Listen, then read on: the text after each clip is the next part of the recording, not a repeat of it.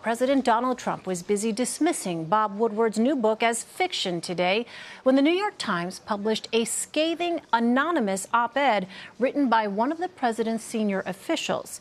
It's titled, "I am part of the resistance inside the Trump administration." In it, the author writes that while they want the administration to succeed, their first duty is to the country and, quote, "the president continues to act in a manner that is detrimental to the health of our republic." They go on to write, quote, "That is why many Trump appointees have vowed to do what we can to preserve our democratic institutions while thwarting Mr. Trump's more misguided impulses until he is out of office." I want to bring in our panel now. Sabrina Siddiqui is a CBSN political contributor and political reporter for The Guardian.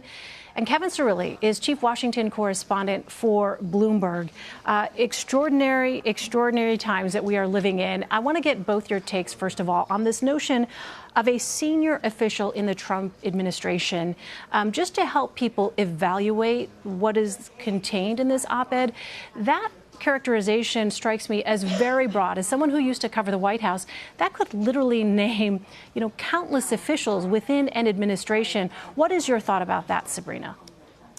Well, as you pointed out, this could really be anyone. It could be someone who works at the White House. It could be someone who's at one of the departments or agencies. Certainly a senior administration official has broad connotations, even in terms of the level of position that the individual might hold. And this is coming on the heels, of course, of Bob Woodward's book, where we also have had a very damning portrait of chaos and dysfunction within the White House, and many people who spoke anonymously, some of the president's senior staff allegedly even having quotes attributed to them that portray the president in a disparaging light. And so clearly there is this effort to really portray a moment of crisis, and the country is at a crossroads under this president. But what has been remarkable all along is that these voices are coming from within, and they're also speaking anonymously in order to protect their jobs. Why they haven't come forward publicly is another question. Right, and I think that is an important question.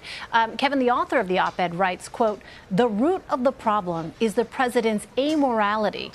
Anyone who works with him knows he is not moored to any discernible first principles that guide his decision-making." How remarkable is it that these kinds of accusations, albeit under the cloak of anonymity, are being made nevertheless?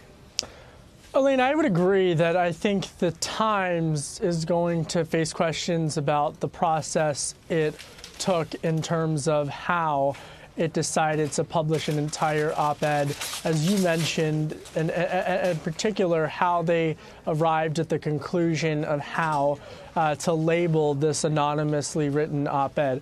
So far, the White House does not have comment. White House Press Secretary Sarah Sanders has not said publicly whether or not the president has been briefed on this. Look, it fits a broader narrative, a broader characterization that has continued for quite some time, most recently with the recent release of excerpts from veteran political journalist Bob Woodward's book.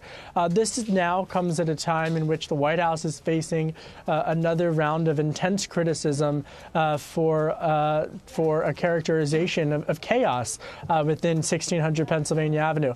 It also comes very shortly before the midterm elections, and when the president is scheduled to hit an aggressive campaign trail between now and the midterm elections at a time in which, Republicans so far haven't deserted him. Well, the author also writes, quote, "Given the instability many witnessed, there were early whispers within the cabinet of invoking the 25th Amendment, which would start a complex process for removing the president." Sabrina, what would that mean? What do you make of the fact that it did not happen?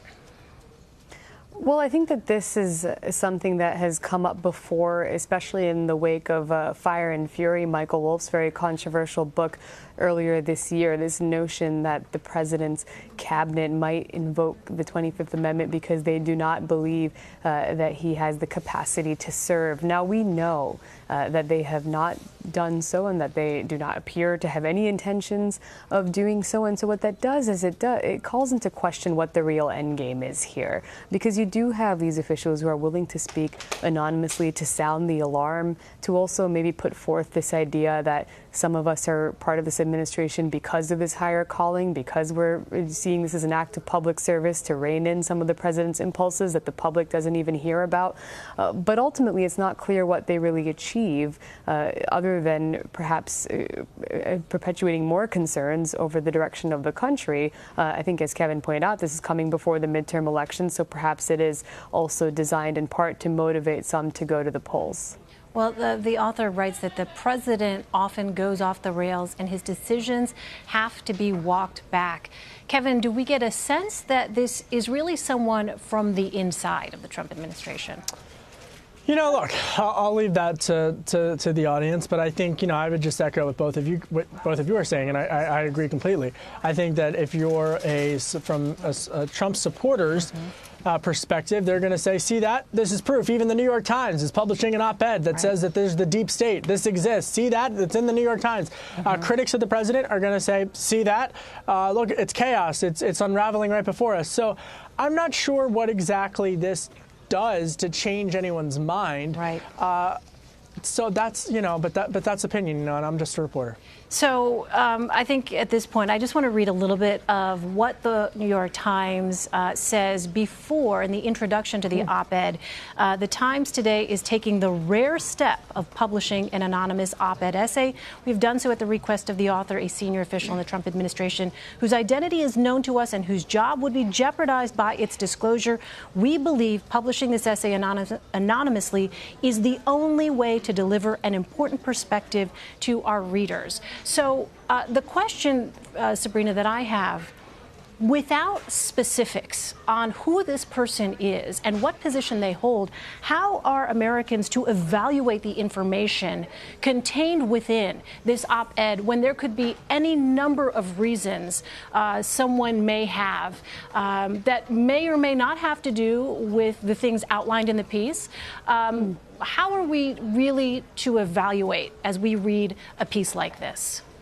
Well, that's going to be precisely the challenge, is that Americans are going to read this and evaluate it based on preconceived notions. I think, as Kevin said, it's unlikely to change any minds for critics or opponents of the president. It's going to reinforce precisely why they have very real fears about his presidency and its implications. And for his supporters, it's going to be a testament to the ways in which there is a narrative within the media against him. It feeds into this deep state that he has, of course, pushed forward without any evidence of any actual conspiracy against him. I do think it's worth noting, though, that because the New York Times said that they do know themselves who this individual is, now this is speculation, of course, but I would imagine that it is someone who at least holds an important enough position that they felt comfortable publishing this piece anonymously. I don't think that they would have done it if it was just any rank and file person in the administration, because they do know that they have to have some